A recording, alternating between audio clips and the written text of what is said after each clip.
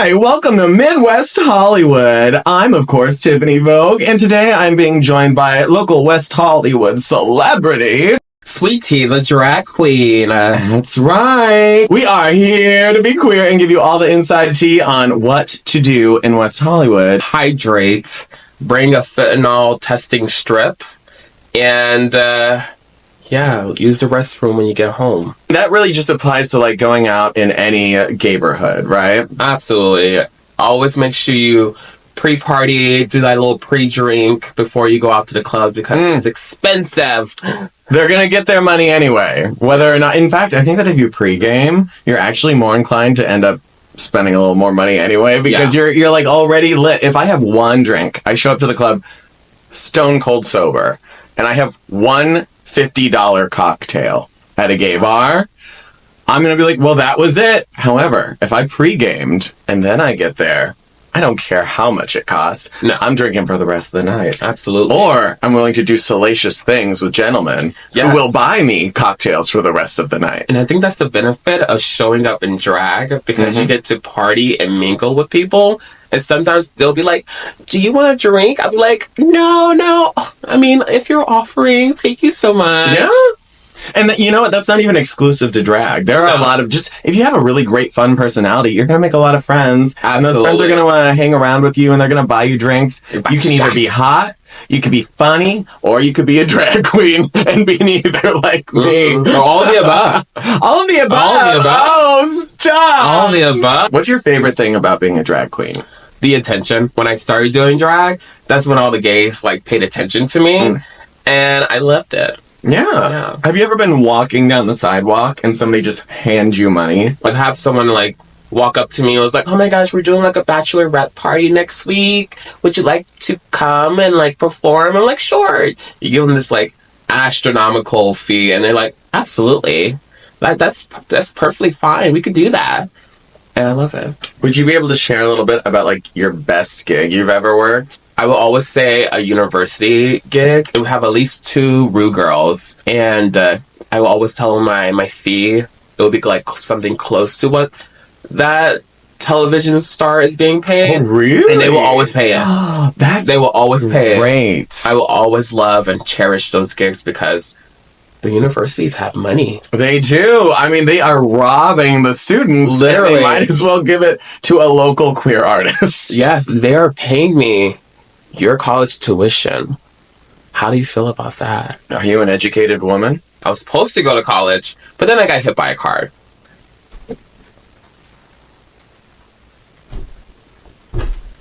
It could have been a blessing in disguise. It was kind of a blessing in disguise because, I get to tell the story. Do you know how many students wish they had been hit by a car before they got into college? Literally. Why do you still have to work? Why are you not retired? Oh my God. You got hit by a car. That's every millennial's dream. I already spent the check. Oh. Yeah, it was when I was 18. Do you feel like getting hit by that car, was it able to set you up for success? Did it pay off at all? No. No.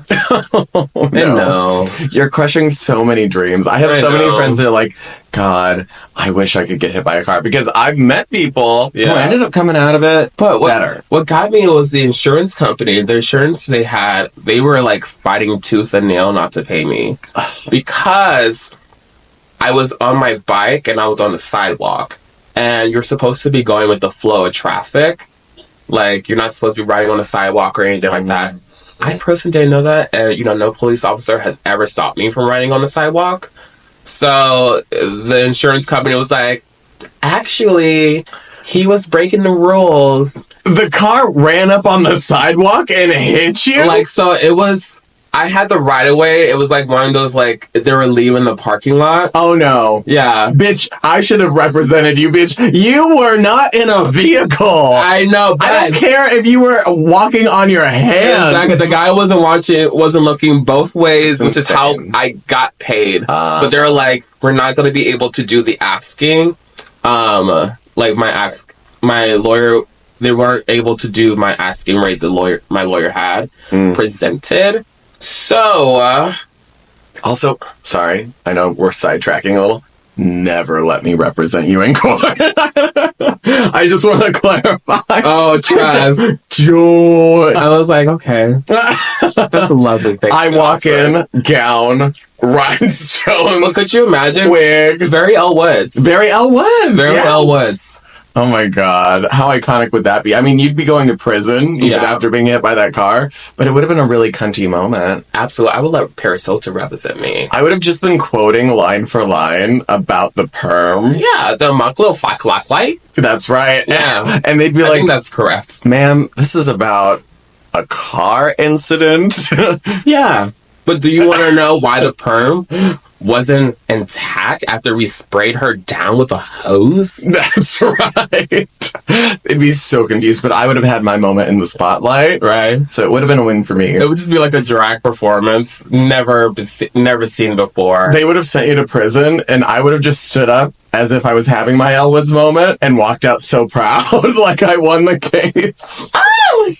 It would have been terrible. It would have been awful. I'm so sorry I did that to you. It'll never happen again. I only had to spend like just one day in jail. That's okay. Well, when you suck the prison guard off, I know. you can get out early on good behavior. Sometimes. They do that as a power trip. What is your power trip? What do you like in bed? What do I like in bed? I don't know. Oh my God. I'm not a sexual girl. That's okay. You know, I don't know. I like to please. My power trip is when I'm pleased and when I'm pleasing, and like the person that I'm pleasing makes a sound. oh, yes. When they make a sound of pleasure, I'd be like, oh, work. Communication. Communication. I like to know that they are having a good time. And you know what that is? Absolutely. You're a performer. Performer. You're a selfless individual. You want to make sure that they're having a good time. It's very Christ-like. Yes, it is. What would you say is the least favorite thing that you have about being a drag queen? The least favorite thing about being a drag queen? I don't know. I love being a drag queen. Sometimes the pay. The pay. The pay. Wait, you're getting paid? Sometimes. Yeah. I mean, we are so fortunate to have jobs. Yeah. I mean, like, all the time we're exhausted. Yeah. All the time. But that's just like the human existence. But at least we're exhausted. We're exhausted. And underpaid doing something that we love. Yeah. Because everybody else is out here exhausted and underpaid for doing something that they despise. And I know because I was one of them for 9 years. Yeah, I'm still one of them. I mean, in a way, but... I love drag. I love performing. yeah. I love kakadakakaka. Kakadakakaka. I love do. I don't know. I think the only thing I hate about drag or the drag experience is like the hierarchy of drag. You know, it's You mean like where the Rue girls are all on top and the only ones who really get paid? Yeah. And then it's impossible to stand up to that and spend thousands of dollars on a single... Absolutely. And you know what? That's kind of an exclusively, or mostly exclusively, Los Angeles thing. Because most of the Rue girls move here. Yeah. And it's hard to compete in a market where like 50% of the local girls have been on Drag Race. They won't survive. But I love the Rue girls. I love you. We love you so much. I love you so much. Book us. Don't forget about the little people. Forget about me. What's the best experience you ever had with a Rue girl? So many. I don't know. I think one Rue girl like tipped me like house down boots. Wow. Like they were in the audience? And No, they were on the show. And like all the tips that they got, they split between the girls. Who did that for you? I forgot who it was. I think it was Raven. Oh, Yeah. that's really sweet. I think it was Raven. She was performing at the Metro in Jacksonville, and she like split her tips. It was cute. Oh, it was nice. I love that. You know, Trinity the Tuck was working with me on the show, and she had earned... I remember watching her, because I had been out there for hours in drag, go-go dancing, you know, for a good time. I was out there shaking my ass for like 2 hours. Oh, God. Just sweating for this whole event. And then she went out there, and as a Rue girl, she was able to do her, 6-minute mega mix, which was beautiful. Oh. But at the same time, and I'm sure, that's a lot of energy to be lip syncing for that amount of time.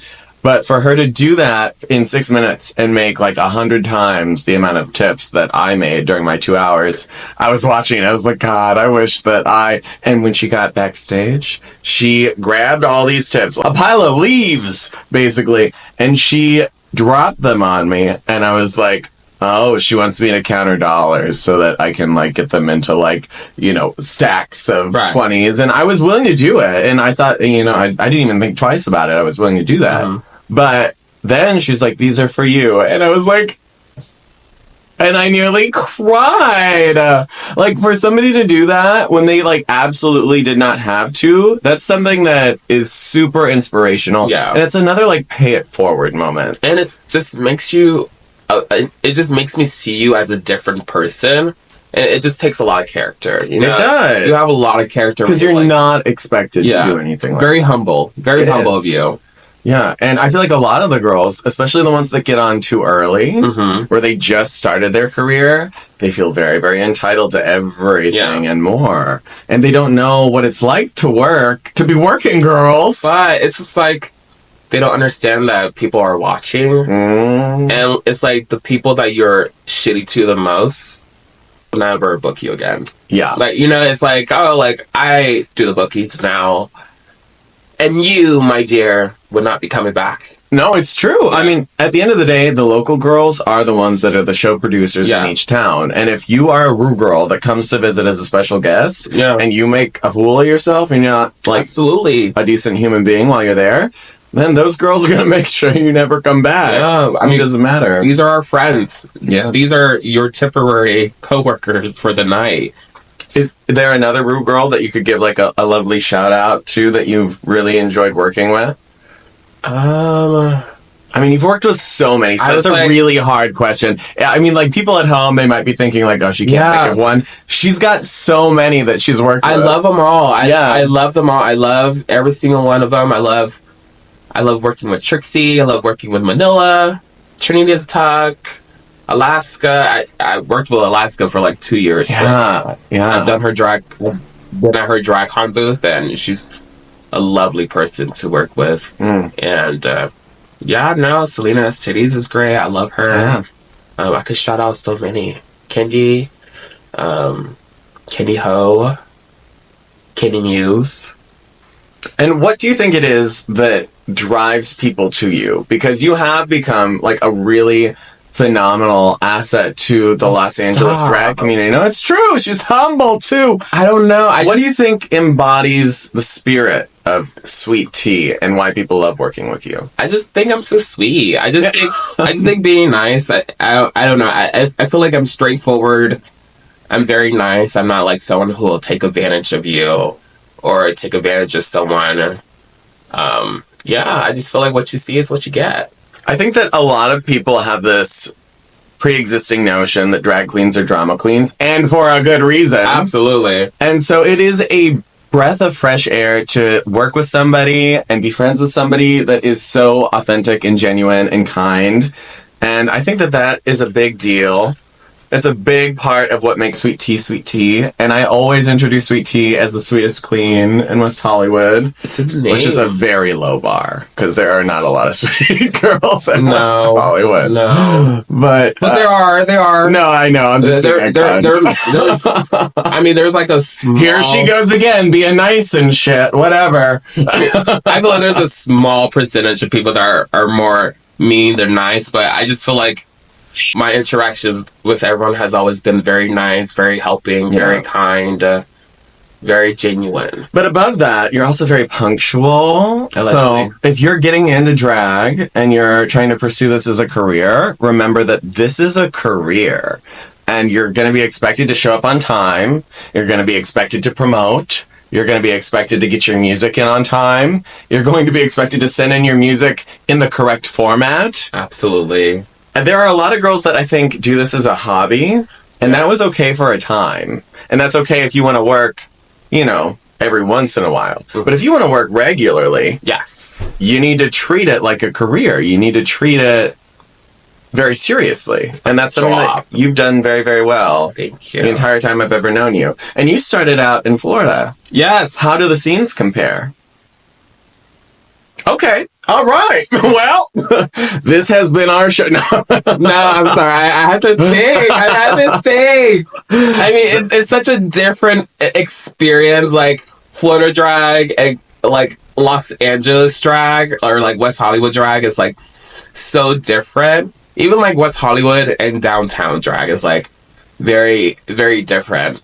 It is, and that's such a short distance. Yes. Honestly. And honestly, I don't think I've ever met like 90% of the girls who do downtown drag. Yes. Which is only less than 20 minutes away. Well, it's a treat either way. It's like there's so many amazing downtown queens and there's so many amazing WeHo queens, but like Florida drag is just so different. We focus more so on the showgirl aspect of it all. So it's like very like open the curtains, here I am, I'm sitting in the dressing room for the rest of the night. But here it's like we're hosting and then we do a show and we're more so the party. It's very like New York, very like we're the party, come party with us. Then we're gonna give you a number, but then we're gonna come right back and we're gonna party and be the life of the party again. So I just think those two different experiences have helped me grow as an entertainer and just adapt into this mega cup of tea or whatever with a lot of sugar. You ever had mushroom tea? That's my favorite. It's really cute. Honey, that's going to trigger my schizophrenia. Oh my god. I know. I use it to calm me, just to...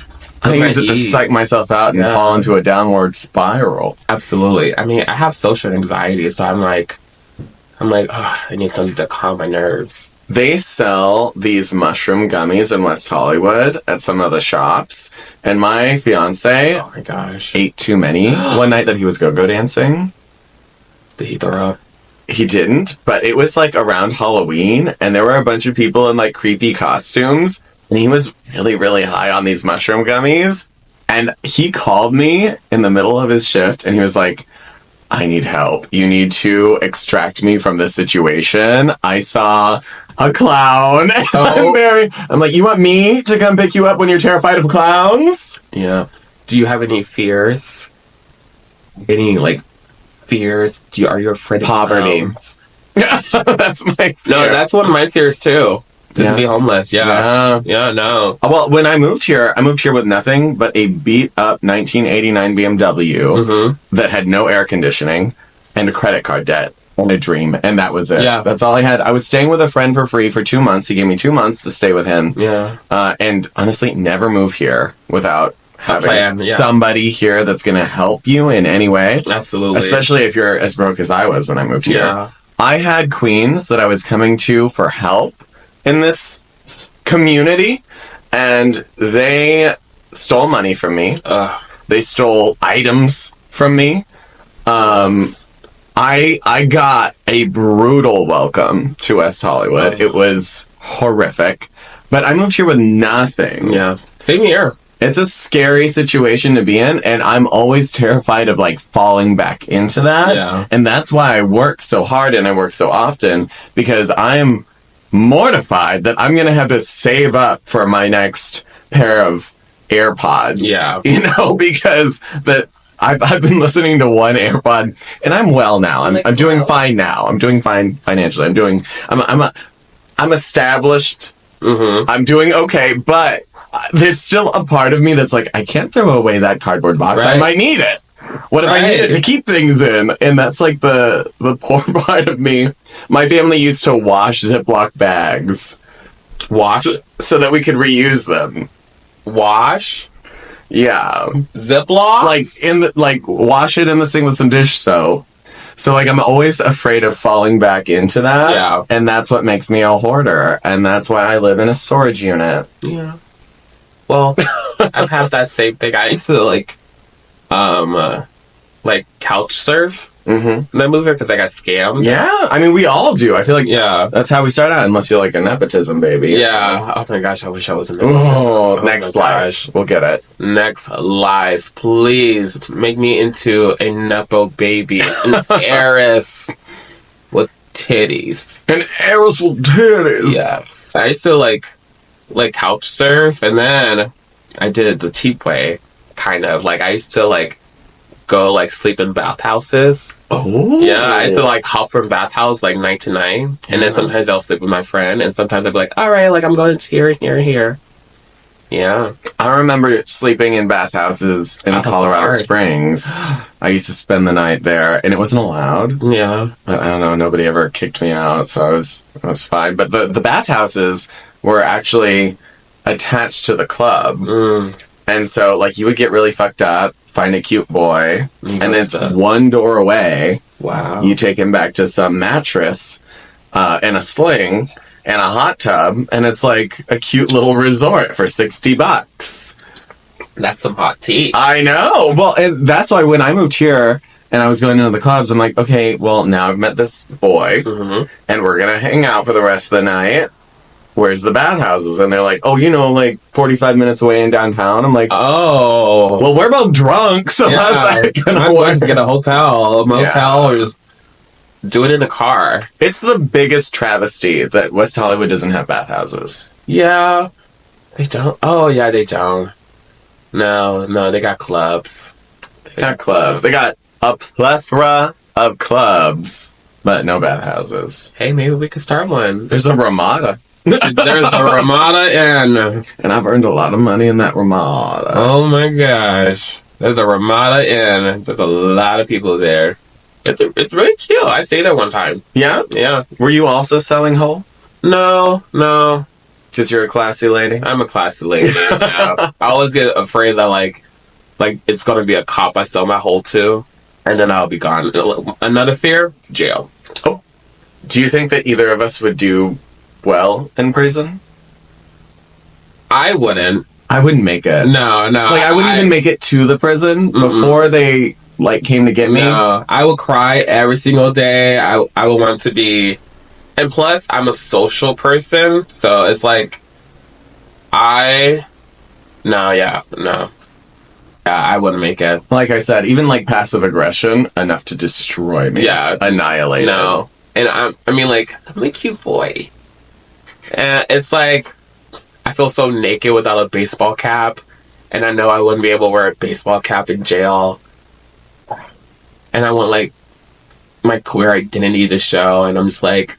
Honestly, it's a travesty that they don't have gay prisons, because gay men are not the same as straight men. No, they're not as aggressive. If they're going to have male prisons and female prisons, they also need to have, like, an LGBT prison. A legitimate prison cell, yeah. Because there's a middle ground here. It's a spectrum. You're not one or the other. Yeah, that is where I do want special treatment. Yeah.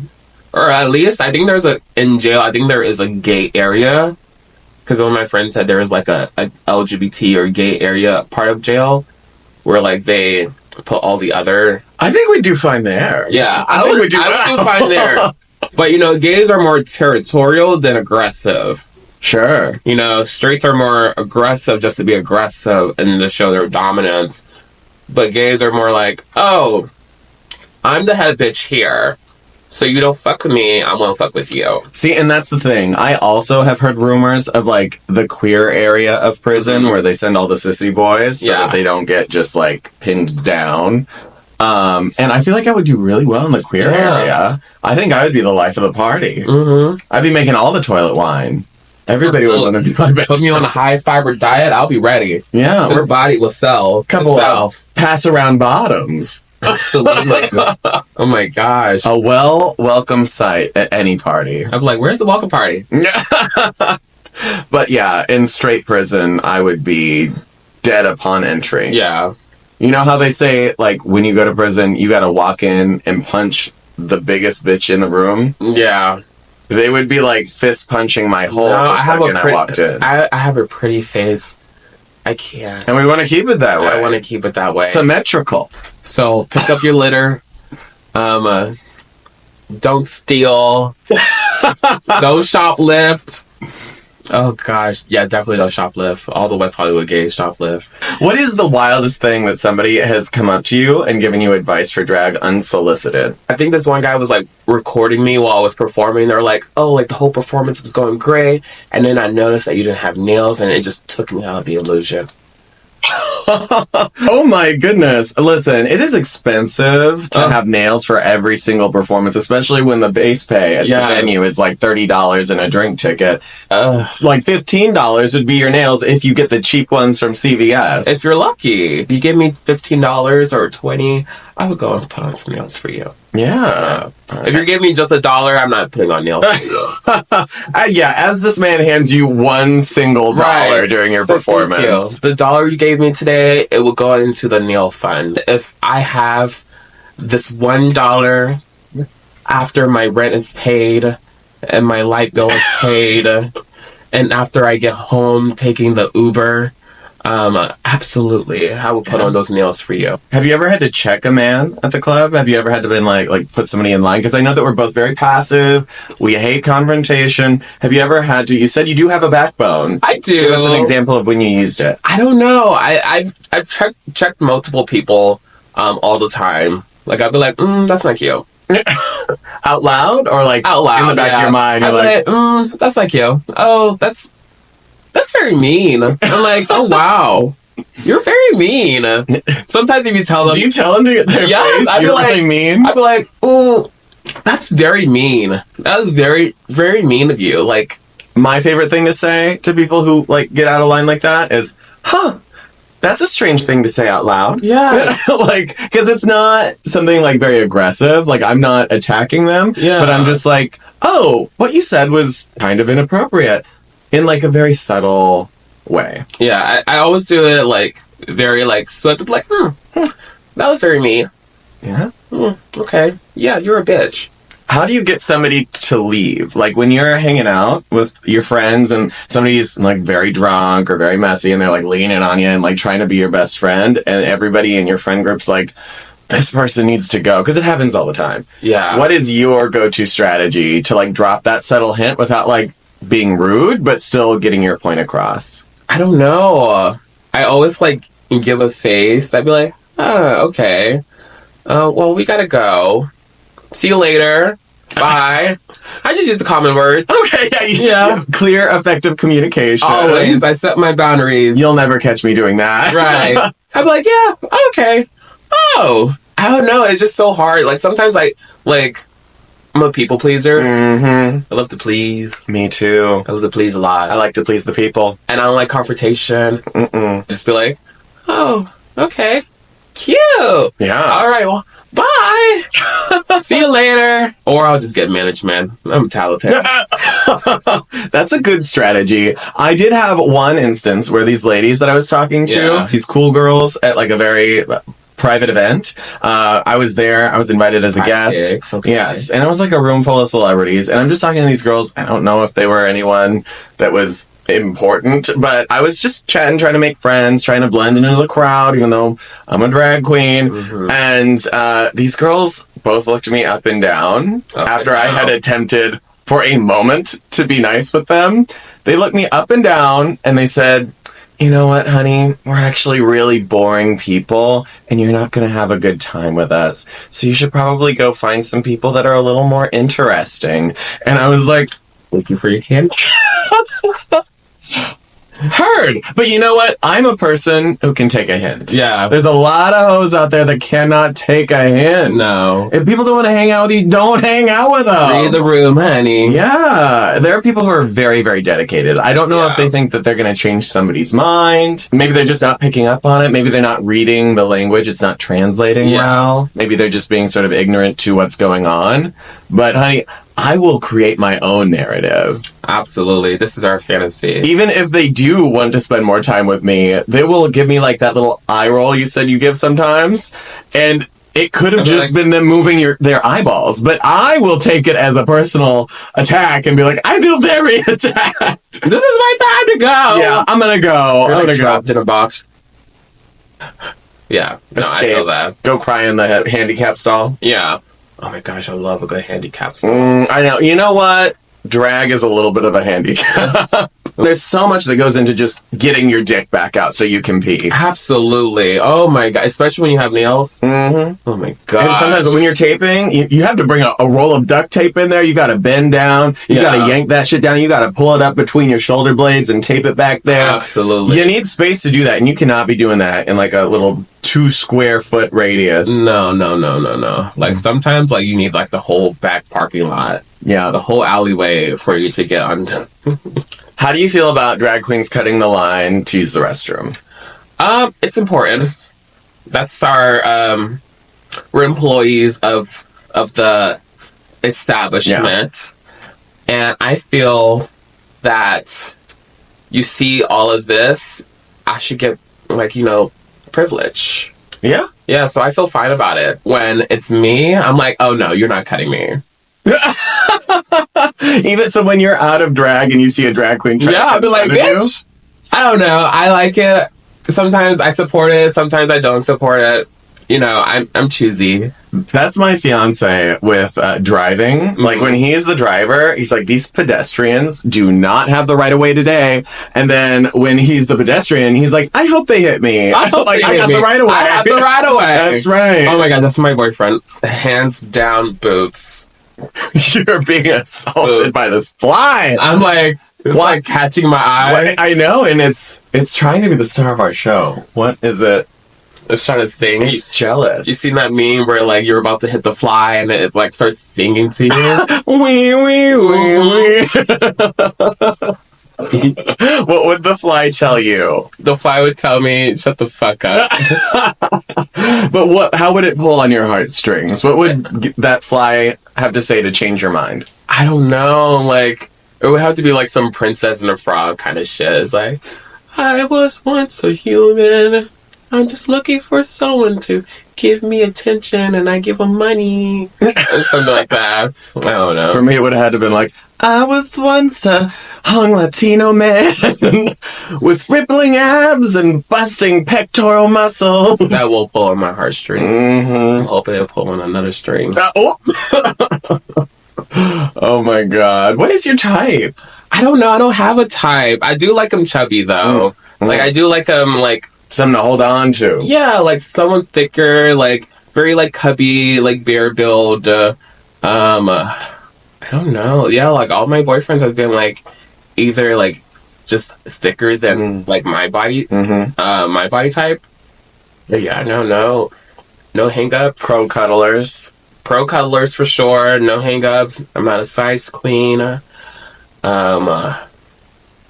A man who treats you right. A man who treats me right, that's okay with me doing drag, because that's the first thing I tell a man. I'm like, hey, I'm just want to let you know, like, I love RuPaul's Drag Race. Yeah. But what about financially? Are you looking for a man who's got a job? No, like, I'm looking for a man who's 6'5", fun, blue eyes. Well, he could just borrow your heels and your blue contacts, and then you're halfway there. No hang-ups, like, no financial hang-ups. Like, definitely love someone who has a drive for themselves. Definitely love someone who knows how to at least, like, save the nuts for winter. Mm-hmm. Yeah. Yeah, not somebody who's going to put you in the hole. Yes. How do you feel about housewiving? Do you want to be a housewife? Do you want to take care of someone? Yes. Okay. But I hate chores. Yeah. But I would do chores. I do chores. I do love chores. I do like washing the dishes. I hate laundry. I hate, like, sweeping. I hate dusting. Yeah. Yeah. Yeah, I would love to be a housewife, but with a maid. Ooh, that's the dream, honey. Do you have any advice for young queer adults, like, moving to a big city?